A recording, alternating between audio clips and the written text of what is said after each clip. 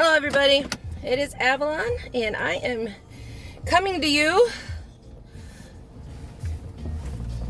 on Monday morning, and I want to talk to you. You know, this always happens, guys. You know that how much I really admire Leonard from Heroin Fix, and so I watch his videos and he gives me such good ideas. It makes me think, you know, and so I'm like often coming on here after watching one of his inspirational videos. And so I just watched his latest this morning,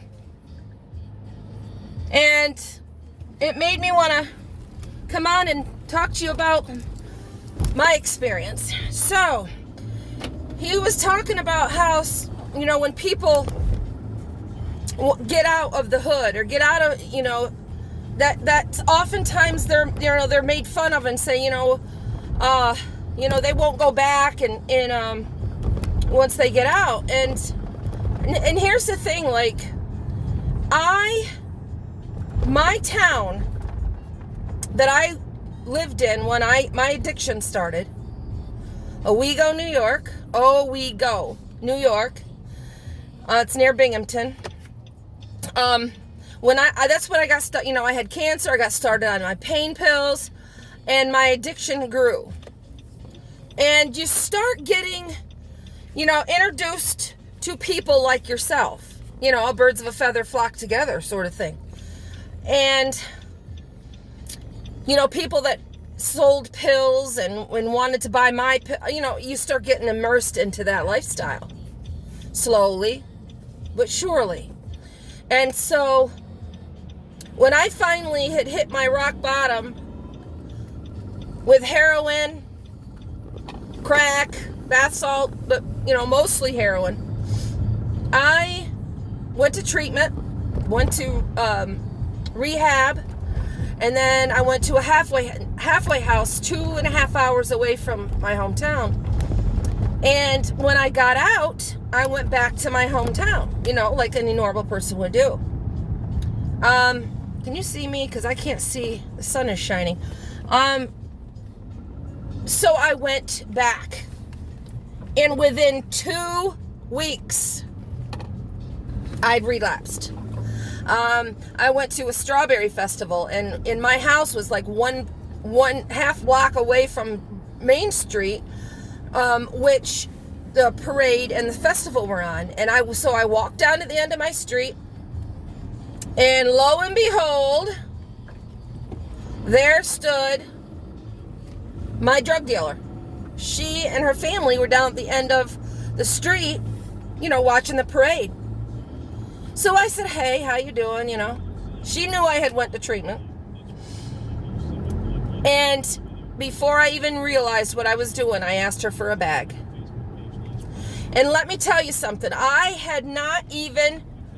thought that I was in recovery. Like, I thought that I was strong enough. I had no intentions of using. It wasn't on my mind. You know, in the big book, it talks about how, you know, it will just come right out of nowhere, and it will hit you all of a sudden. You're without defense. I was without defense that day. It just came upon me, and I asked her for a bag, and, you know, my brain telling me, okay, just one more time for good old time's sake. And I went home and snorted the bag. I didn't have any needles. I wasn't in, you know, I was like, this is just a one-time thing. I'm just going to snort it. That same day, probably an hour later, I was hunting for her again and bought 3 more bags, went to the pharmacy, bought needles, and there I was again. Just as quick as that. Like I said, I didn't wake up that morning thinking, oh, I'm going to use today. It wasn't, nothing about it. I mean, there was nothing in my thoughts about using. And so, 5 months later, I had died 3 times and decided I needed to go to treatment. And this time I was going to do it right. And when I got out of treatment, I moved.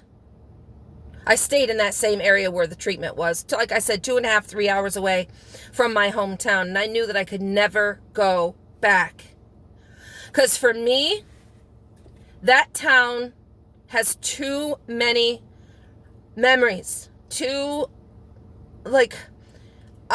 I think of Owego, I think of using. Bernie, when he first saw the town, he was like, oh, this is a cute little town. It's historic. It's this little New York, western upstate New York town. Charming, historical, small. But to me, it was a completely different thing.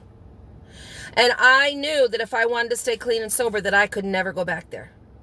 I've gone back a few times, just for a funeral, to spend the night with my BFF. But it's, to move back there is just not an option. And it doesn't mean that I have a weak recovery. It doesn't mean that I'm on the brink of using and that, none of that stuff. I respect my addiction enough to know that I may be okay for a while, but I'm probably going to end up using if I go back to that town. I mean, you know how there's that saying, if you spend too much time in the barbershop, you're going to end up getting a haircut. So it doesn't, I respect that myself.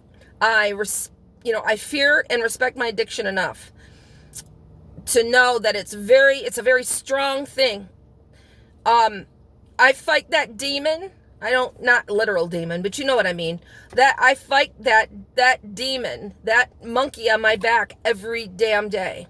And I know how strong it is. And the end of this month, on the 28th, I will be celebrating my 6th year clean. And I still don't think I got this. I don't think I will ever think I got this. Because the minute that I do, and I start acting on that thought, I'm going to be in trouble. I am an addict. I am a heroin addict.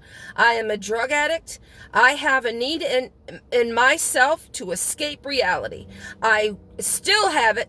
I will probably always have it. And so therefore I need to stay out of that barbershop. And so, yeah. I mean, is that something that you have to do, that you had to do? Is it something that you're considering? It's more than people. It's more than, hanging out with the wrong people. It's more than that. It's that town represents something for me. And, anyway, so I got to run. I got to go in the post office. I got to mail out some kratom and, to Leonard, his winnings. And I'm also, introducing kratom to a couple of women that I know. One is an alcoholic, and I asked her, she'd like to try kratom, and she said yes. And another one suffers from chronic pain, and so I'm sending her out a sample, and just trying to help people. And it's beautiful here in Western New York. It's going to be in the 70s today, which is strange for mid-November, but I'm enjoying it. And it's sun shining, blue skies. So I hope that it's sunny where you are. If not, literal, that you're happy inside your heart. And brightest blessings and God is blessed.